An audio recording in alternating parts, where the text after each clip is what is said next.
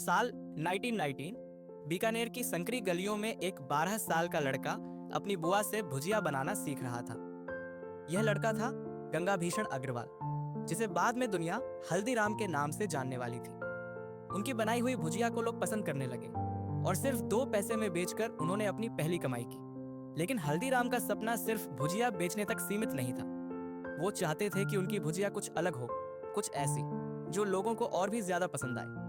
उन्होंने भुजिया को पतला और क्रिस्पी बनाने के लिए कई महीनों तक एक्सपेरिमेंट किया और एक खास मिश तैयार करवाया, जिससे उनकी भुजिया बाकी सबसे अलग और लाजवाब बन गई। लेकिन सिर्फ अच्छा प्रोडक्ट बनाना काफी नहीं था, ब्रांडिंग भी जरूरी थी। हल्दीराम को पता था कि बीकानेर के सबसे प्रतिष्ठित राजा महाराजा डूंगर सिंह थे, जिनका नाम लोगों के दिलों में आज भी था। उन्होंने अपनी भुजिया को डूंगर सेव नाम दिया, जिससे यह आम भुजिया से प्रीमियम बन गई। ब्रांडिंग का यह मास्टर स्ट्रोक काम कर गया और उनकी भुजिया मार्केट में हिट हो गई। 1944 में जब हल्दीराम का बिजनेस तेजी से बढ़ रहा था, तब परिवार के अंदर मतभेद उभरने लगे। पारिवारिक सदस्यों के बीच बिजनेस के विस्तार और मुनाफे के बंटवारे को लेकर विवाद हुआ। कुछ लोगों को लगता था कि बिजनेस को पुराने ढर्रे पर ही चलाना चाहिए, जबकि हल्दीराम नई रणनीतियों और इनोवेशन में विश्वास रखते थे। जब यह विवाद बढ़ता गया तो परिवार में बिजनेस के मालिकाना हक को लेकर बहस छिड़ गई। अंततः हल्दीराम को अपना घर और दुकान छोड़नी पड़ी। यह उनके लिए बहुत बड़ा झटका था।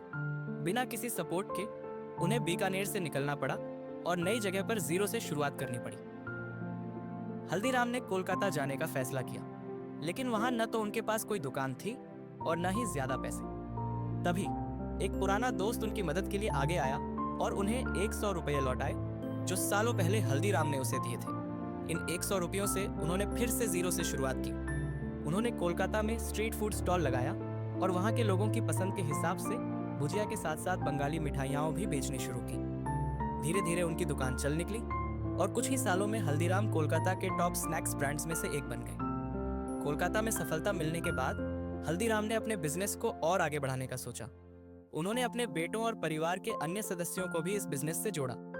धीरे धीरे उनका कारोबार फैला और उनकी अगली पीढ़ी ने इसे आगे बढ़ाने की जिम्मेदारी ली। 1968 में उनके पोते शिवकिशन अग्रवाल ने नागपुर में हल्दीराम की एक नई शाखा खोली। यहाँ उन्होंने भुजिया के साथ साथ काजू कतली, रसगुल्ला और मिठाइयाँ भी बेचनी शुरू की। इसके अलावा उन्होंने इडली डोसा जैसे साउथ इंडियन फूड्स को भी अपने मेन्यू में शामिल किया। यह प्रयोग सुपरहिट रहा और देखते ही देखते हल्दीराम रेस्टोरेंट बिजनेस में भी कदम रख चुके थे। 1982 में हल्दीराम ने दिल्ली में भी अपनी दुकान खोली। हालांकि 1984 के दंगों में उनका बिजनेस बुरी तरह प्रभावित हुआ, लेकिन उन्होंने हार नहीं मानी और दोबारा शुरुआत की। इस जज्बे के कारण जल्द ही हल्दीराम दिल्ली का सबसे बड़ा स्नैक ब्रांड बन गया। 1990 के दशक में भारत में विदेशी ब्रांड्स जैसे पेप्सी, केलॉग्स और नेस्ले ने पैकेज्ड फूड मार्केट में एंट्री कर ली। लेकिन हल्दीराम ने यह समझा कि भारत में अभी पैक किए गए देसी स्नैक्स की कमी थी। उन्होंने अपनी भुजिया और मिठाइयों को एयर टाइट पैकेजिंग में बेचना शुरू किया, जिससे इनकी शेल्फ लाइफ बढ़ गई और वे पूरे भारत में बिकने लगे। आज हल्दीराम सिर्फ भारत में ही नहीं, 80 से ज्यादा देशों में एक्सपोर्ट किया जाता है। अमेरिका, सिंगापुर, यूके और कई अन्य देशों में हल्दीराम इंडियन स्नैक्स का सबसे बड़ा ब्रांड है। 100 साल पहले बीकानेर की एक छोटी सी गली में शुरू हुआ यह सफर आज हजारों करोड़ के बिजनेस एम्पायर में बदल चुका है। हल्दीराम की कहानी हमें यह सिखाती है कि अगर इनोवेशन, मेहनत और सही रणनीति हो तो कोई भी सपना हकीकत में बदला जा सकता है। अगर आपको यह वीडियो पसंद आई तो इसे लाइक करें और ऐसी ही प्रेरणादायक कहानियों के लिए चैनल को सब्सक्राइब करें।